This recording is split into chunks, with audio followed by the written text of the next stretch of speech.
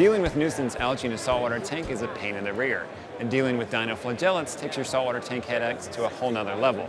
But I'm here with Trina from Reef Wholesale talking about Fauna Marin's Algae X products. This product, you say, has been proven to take care of dinoflagellates. Yes, through several university studies in Germany. Trina, I know a lot of us have corals in our tank. You're saying this product is actually reef safe. Yes, it is. The product itself targets the dinoflagellates specifically and not any other animals in the reef. We do recommend that you follow the directions very carefully, because if the dinoflagellates die off too quickly, then the toxins in them can have a negative effect on your reef. Then this stuff sounds like a godsend in terms of dinoflagellates treatment. We actually recommend that before you use the Algae X product, you try to use every other avenue possible, changing carbon and phosphate, water changes, increased flow. I know some people increase in lower pH. We do like to use it as a last option method. Trina, this sounds great. I like how you guys recommend this as a last resort type of product. And at the end of the day, we know that if you're not taking care of your tank, you're going to have algae outbreaks. I look glad to hear that this stuff is out there. I really like that it's proven to work. Thanks for telling me about it. We've covered one way to make your tank look great.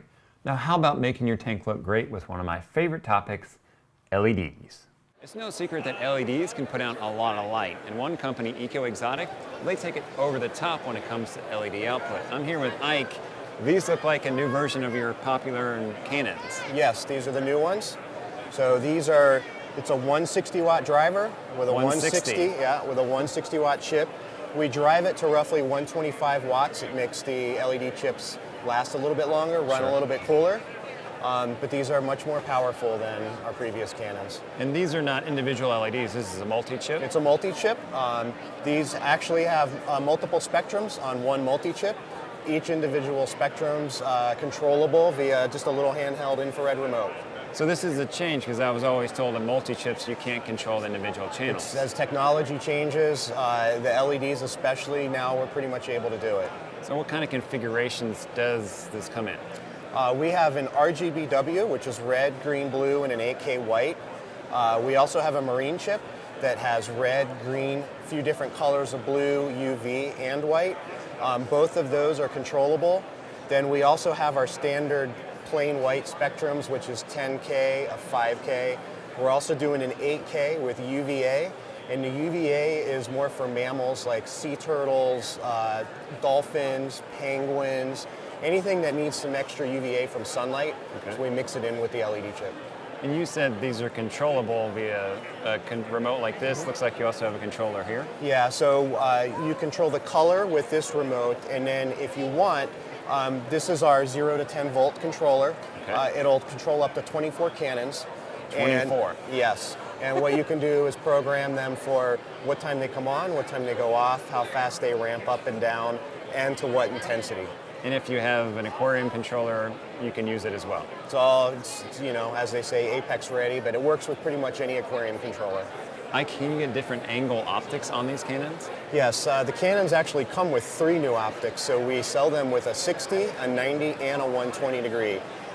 Very easy to switch them out. You just unscrew the lens cover, pops right off. You can pop a new one on.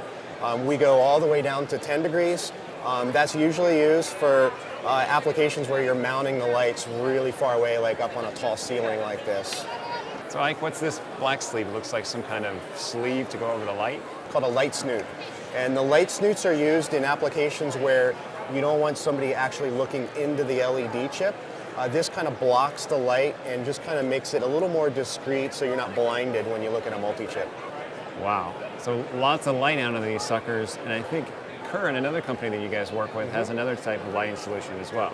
Yeah, we are debuting our Orbit Marine, the Orbit Marine Pro, which is the Orbit Marine is one of the most popular lights out there right now for the saltwater hobby. The Pro version is just a lot more powerful with a wider spectrum. Let's go have a look. Great. This looks like the light, Ike. Yeah, so this is the new Orbit Marine Pro. The Orbit Marine's a really popular light for us. This is the Pro version. It's over double the wattage and power as the previous version. Double, I mean enough for SPS power? No problem with SPS. We were actually going to put 2 in this tank and it was just too much light. So 1 light for a tank this size is all you're going to need for any type of coral or clam that you have. And this is a 4-foot tank. It's a fairly sizable tank. Yep, yep. What kind of colors do we have in this light? We have a lot of UV, 2 different color spectrums of blue. We have indigo, which is more of a purple. We also have 65K, 8K, and we have a little bit of red just to add a little bit of color in there. And controllable as well, I take it? Controllable just like the Orbit Marine. We'll actually have a new controller for it, but it'll be very similar to what you see with the Orbit Marine, just a more professional version of it. And this is very sleek, great for open top tanks. The price point is probably more than the Orbit. Just a little bit more than what the Orbit's going for, yeah. We're really excited to launch this in fall. Certainly, and there's some people that want to pay lots of money for high-dollar LED fixtures. This still sounds like it has a punch to get it done. Lots of colors and controllability. Exactly, and again, pretty much growing clams, corals, whatever you like. Awesome, looks good, man. You guys always do good work. Thank you, Mark. Thank you. MACNA was winding down, and before I walked out the door, I ran across something more philanthropic. A lot of us are curious about how can we give back to the community when it comes to saltwater tanks. And I'm here with Walt Smith. Now, you're one of the largest exporters of corals in the world. I know you already give a lot back by having local villagers grow the coral, providing them with an income stream. Now you have Reef Project 2.0. What is that all about? Well, Reef Project 2.0 is a rebranding of my main company, Walt Smith International. And the reason that we did that is because it's been our dream to provide the villages in Fiji with more income stream, because there's 214 villages that are remote and are within the FLAMA, which is the Fiji locally managed marine areas in Fiji, that have no income. None. And none.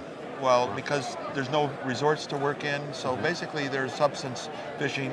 They really want to send their kids to school, or need something that requires cash.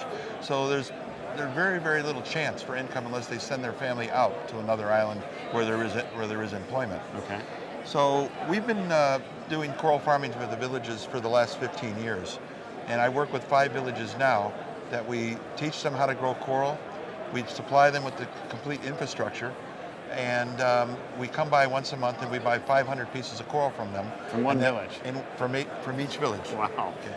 And what that does is that provides them with the income that is a good thing. So corals is one thing. This looks like man-made rock. I think the industry now, with the new artificial rock that's coming out from other companies and so forth, are finally getting hold of the sustainable idea that this rock represents. So this is a completely man-made, handcrafted in Fiji. We do a couple different things to it. Like you see, here's a cross section, and it's very porous. And we put certain substance in the rock, like pumice and a reef substrate, to keep the rock very lightweight. The thing that I like about it is it helps see my dream come true of supporting these villages. If they don't have an income, they're going to do something anyway. Right. And a lot of that would involve dynamiting the reefs to eat fish. Mm-hmm. The good thing about the planting the coral that this is going to provide the funds to be able to do is that each village will plant 1,000 pieces of coral a month. That's a lot of coral. This is not a dream, because we're already doing it with the 5 villages. Okay. So we know it's possible. And it's not something that we're going to try and maybe it's going to work. No, this will work. It sounds like a great way to give back to the people. I mean, one, through purchasing coral, that's Walt Smith coral, but also purchasing this rock. Right. At the end of the day, we don't necessarily always know how far-reaching our efforts are as aquarists. This is a way you can see it and feel good about it too. Right. And we're really hoping that we're successful with this project and that the industry embraces it, because that means a lot to our progress going forward. There's always more than enough to see at MACNA, and if you missed the action this year, come to MACNA 2015, which is going to be held in Washington, D.C. You can rub shoulders with the politicians. Maybe one of them owns a reef tank. I'm Mark Kelly and Mr. Saltwater Tank. This has been Mr. Saltwater Tank TV. Till next time, have a good one, enjoy your tanks, and know your tank personality.